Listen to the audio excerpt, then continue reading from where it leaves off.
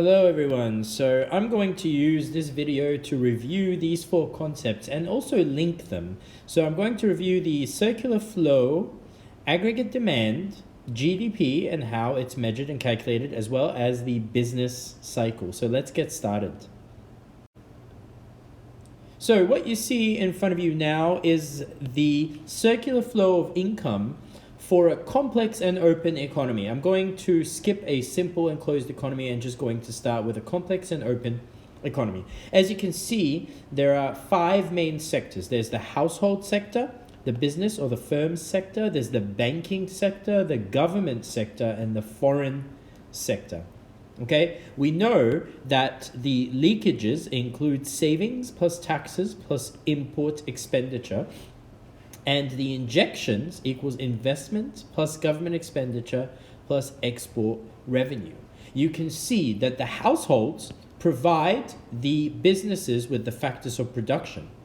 The businesses, in return, pay the income of the factors of production back to the households. Businesses take those factors of production and produce the output of goods and services. Okay? And households spend money, so the expenditure on goods and services returns back to the business sector.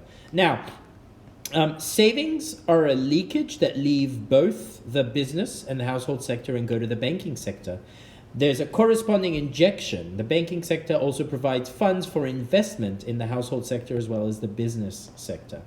The government is responsible for taxes as a leakage. So the government collects taxes from households and businesses, but injects back into the circular flow government spending on goods and services. The foreign sector, money leaves the business and the household sector and goes to overseas countries in the form of import spending. So this is a leakage, but the foreign sector also buys exports. So this money is injected back into the economy in the form of export revenue. I hope this is a quick review of the circular flow of income. If you have any questions, please don't hesitate to ask. So now that we've reviewed the circular flow, let's tie that in with GDP. So there are three, before I begin and link it back to the circular flow, let me just quickly introduce the three approaches to measuring GDP. There's the output approach, which is basically summing up all the total revenue of businesses within the economy. So P1 times Q1, as you remember from microeconomics, total revenue is price times quantity.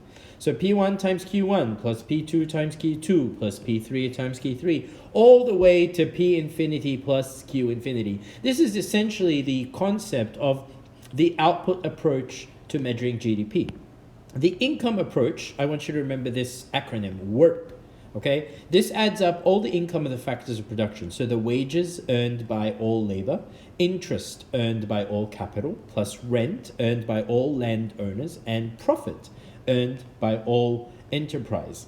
Okay, the third one is the expenditure approach. This looks at the expenditure of the household sector, which is known as consumption expenditure, plus investment expenditure, plus government expenditure, plus export revenue minus any import spending. Okay, these are the three approaches to measuring GDP. Let's see how they tie in with the circular flow of income. So, ladies and gentlemen, let's see how the three approaches to measuring GDP can be linked to the circular flow. So, the output approach, which is P1 times Q1 plus P2 times Q2 plus all the way to Pn times Qn, is basically the output of goods and services here. So this arrow, when the businesses take the factors of production and they use them to produce output of goods and services, this arrow is the output approach to measuring GDP. Okay? The income approach to measuring GDP, which looks at W plus I plus R plus P, is basically this arrow right here, the income of FOPs. Okay? When the businesses take the factors of production, they pay to the household's income for those FOPs.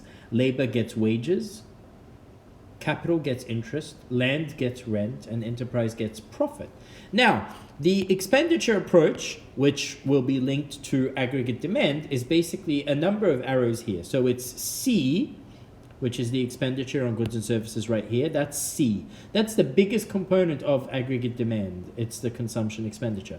But it also includes investment spending, which is right here.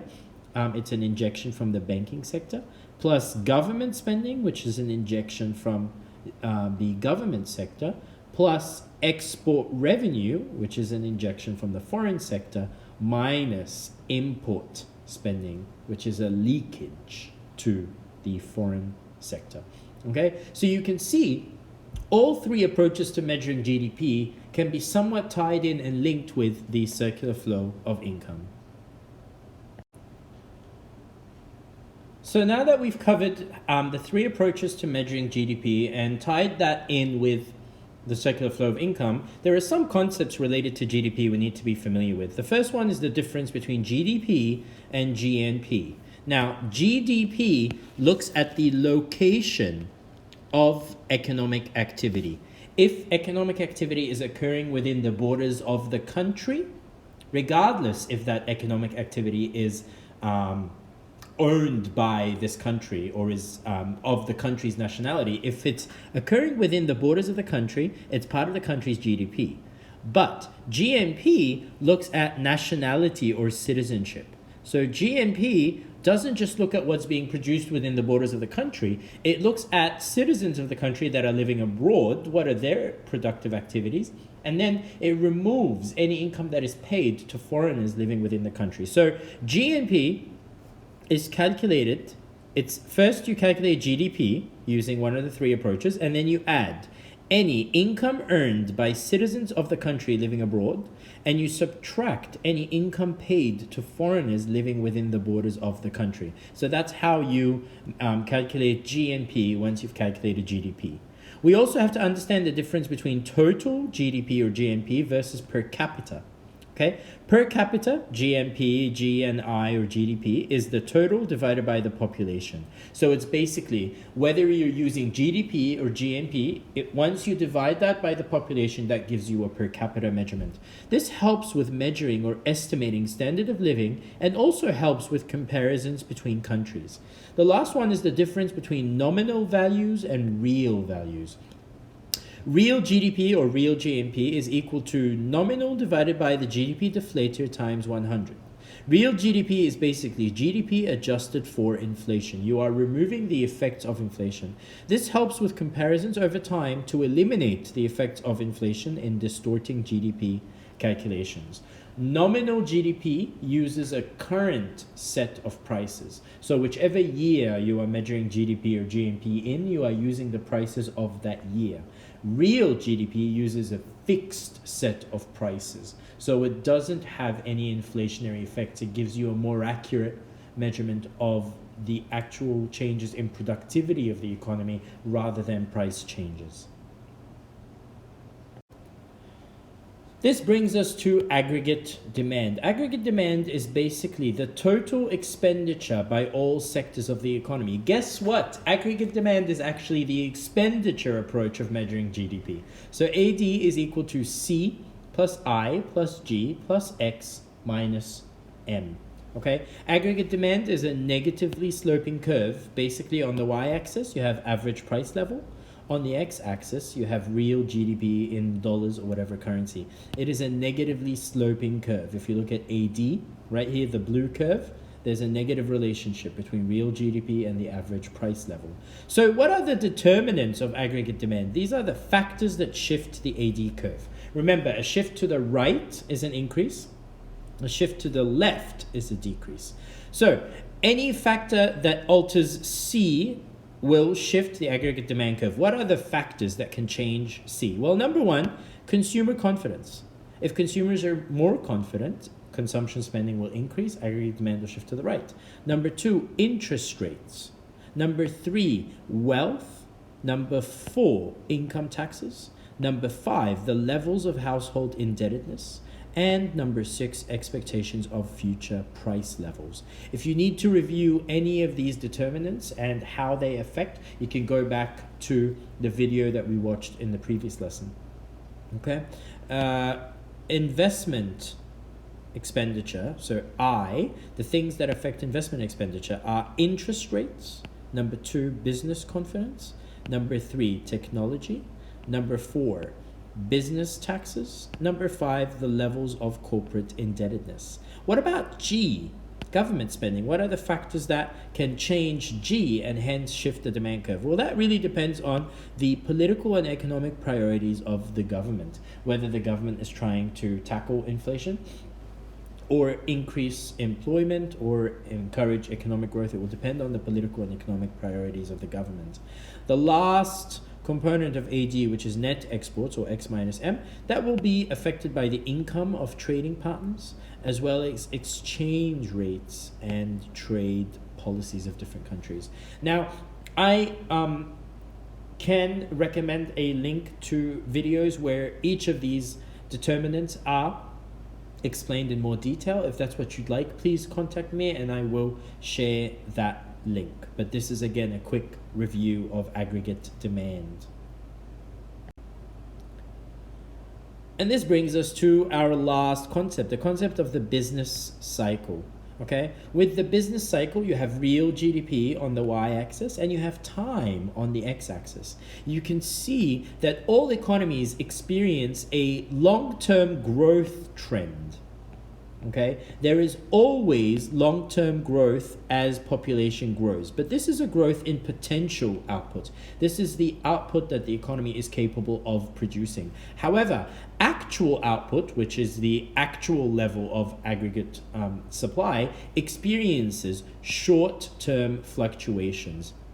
While the long-term growth trend is that there's a growth in potential output, in the short term, there are periods of expansion where the economy is growing. The actual output is higher than potential output. This can't go on forever. Eventually, the economy reaches a peak. Okay, and then this growth begins to slow down and the economy experiences a recession. Again, this recession will not go forever. Eventually, the economy reaches a trough. Okay, this is sort of like the lowest level of actual output. When the economy is experiencing a recession, actual output begins to decrease below potential output. And then there's an era of recovery and expansion again until the economy reaches a peak, and so on. Now, during expansion periods, you have high aggregate demand. That means you have high economic growth and low unemployment. But the challenge that the government has to face is having high inflation. So during periods of expansion, governments really focus on how to control the level of inflation. But during periods of recession, you have a low aggregate demand, which means you have low economic growth and high unemployment. These are the main challenges that the government has to face during periods of recession. But during a recession, you have somewhat low inflation rates. So during periods of expansion, the biggest challenges that the government faces, or the biggest challenge that the government faces during periods of expansion, is to tackle or control the high rate of inflation. But during periods of recession, the challenges become the low economic growth and the high unemployment rate. And this ties in with aggregate demand, because during periods of expansion, there's high aggregate demand. During periods of recession, there's low aggregate demand. I hope this video has helped you review all of these concepts. Please contact me if you have any questions.